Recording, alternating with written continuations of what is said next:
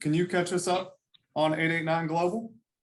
We've been able to get back out and do a lot of sales activities in the US side, from walking trade shows to seeing customers live. Certainly, we're still very careful and cautious with our COVID safety precautions, but from both the trade shows and the activities, I think everybody's really looking forward to seeing everybody and sharing stories, and so that was a very positive. You know, we have started working with outside of China. We have 2 facilities in mainland China, but we started working outside of China as well. And the last 11 months, we've gotten production out of India.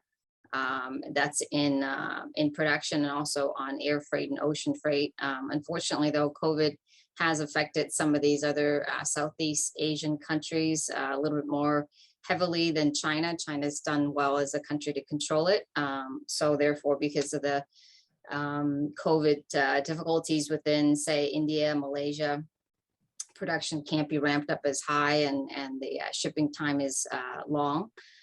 However, it is good to diversify it, and we will continue to do so, and feel that the vaccination will take place in those other countries. And then within our within our China facility, we've done a lot more automation, and also we've increased our capacity. We did that back in 2020.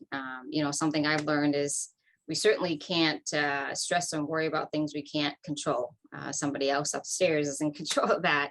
So we were able to control the fact of increasing capacity and automation, which is internally what we're able to improve on. And then finally, a little bit on the HR side.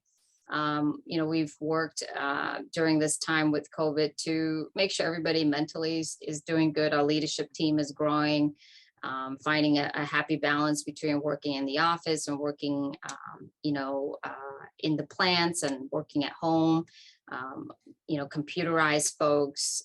So just finding a good balance between mental health and working and life balance. You're a contract manufacturer, so I mean, you have, I mean, you're kind of that middle person trying to solve this logistical issue. I guess 1, what are you seeing, and 2, what are you telling your customers or your clients?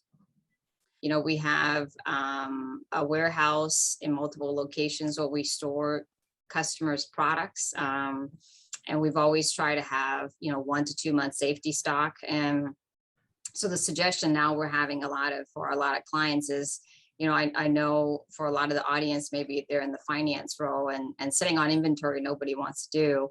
However, I think this is not the time to be just in time.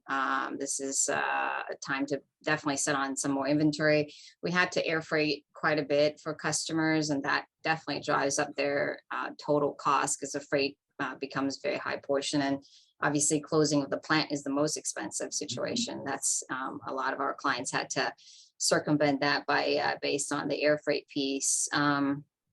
So that's really the suggestion. In addition to what the 2 gentlemen talked about, the cost of the containers and the cost of raw material, the cost of cardboard. I have some numbers, but roughly they've gone up from 20 to 50%, from cardboard to aluminum to stainless steel to, you know, freight to 40-foot, 20-foot, coming from multiple areas in Asia. Lots of different reasons. We talked about some of those. In addition to those, it's a lot of the COVID that's had to maybe shut down some of the ports.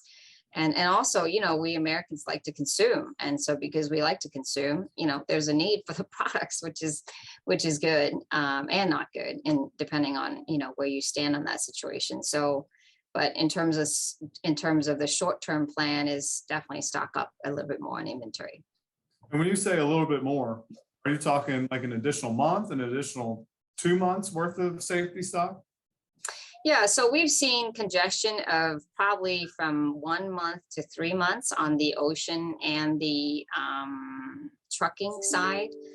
So again, we used to hold 1 to 2 months for customers.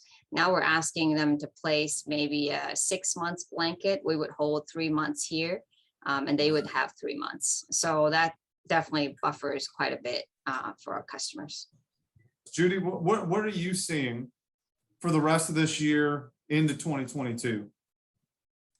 Yeah, well, I see a lot of really positive upturns, right, with sign of the vaccination process in the United States, vaccination availability globally now, in addition to just China and particular countries.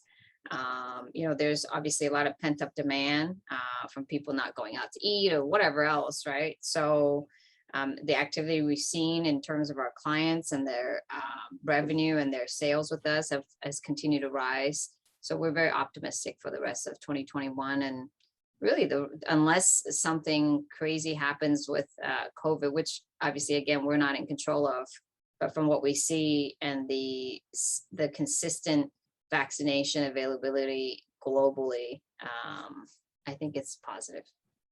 So even though prices are coming up, labor's coming up, which is going to make products more expensive, but people aren't, I mean, there's the demand is there. At Yes, least now is what I'm hearing you tell me. yes.